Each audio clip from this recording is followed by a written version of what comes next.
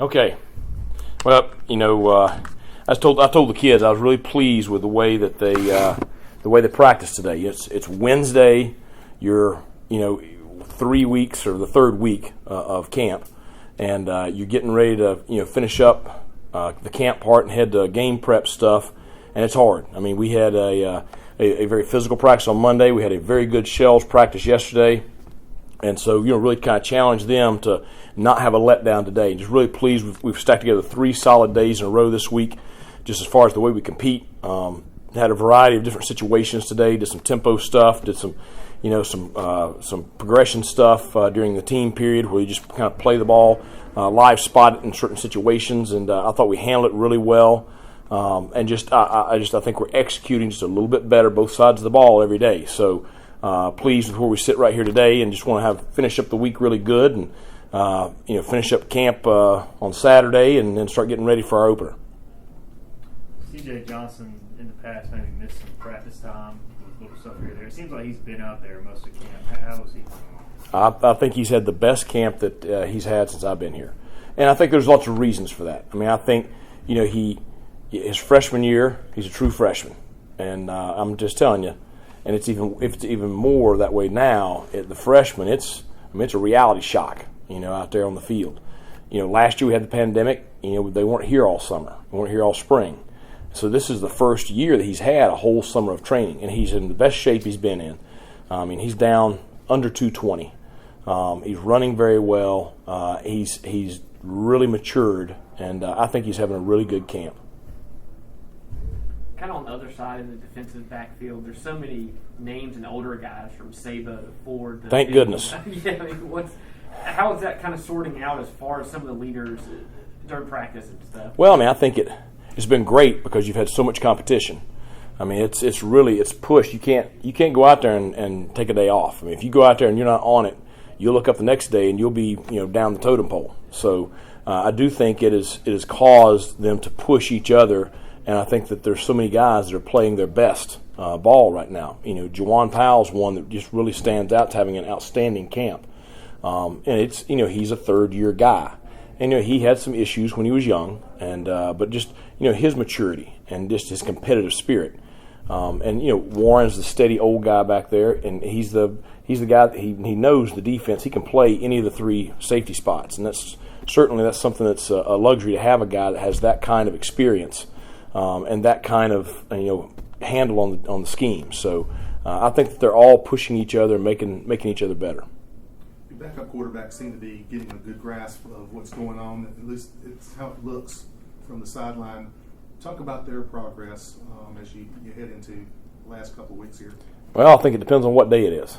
Some days I think they do, and some days, it frustrates me. But I think that all 3 of the guys that are competing for the 2 have shown flashes that they can handle the job.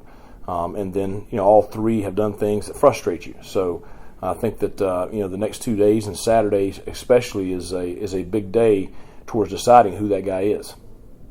You guys are obviously always competing, but would you like kind of those spots on the depth chart to be pretty much decided after the scrimmage going into that preparation? Yeah, and I mean, the quarterback's a little bit different. But, we have so many positions, and running back is the best example where, you've got 2 starters. You got 2 guys that if you give me my pick of everybody in the conference, those are the 2 I'd take, okay? And one of them's not the starter and the other one's the backup. They're both starters. And we have so many positions on both sides of the ball that are exactly like that. Corner is another one. I feel like you have J-Mac, you have Malik, and you have Nolan, that all 3 are starters. And DeMel has really come on and pushed there also.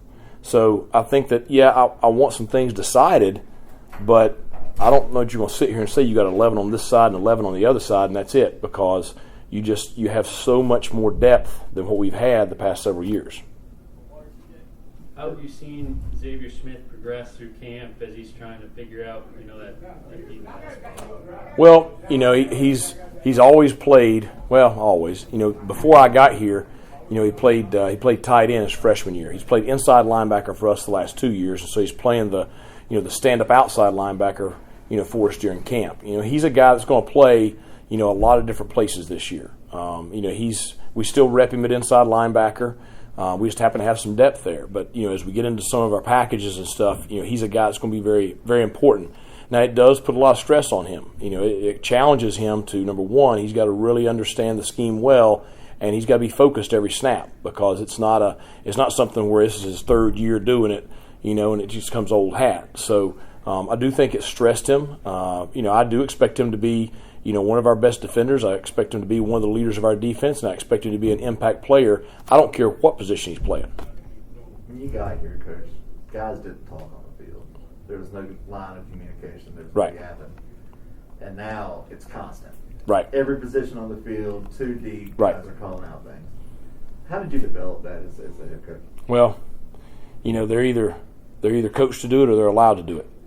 That's the deal. And the kids, for the most part, they'll do what you demand of them. Because they want to win. They want to be great.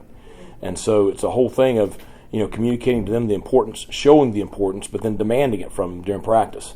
Everybody hears the music at practice. Well, yeah, it adds some energy. But the other thing is it forces them to communicate like it's going to be in Charlotte, like it's going to be September 11th here. It's going to be loud, both places.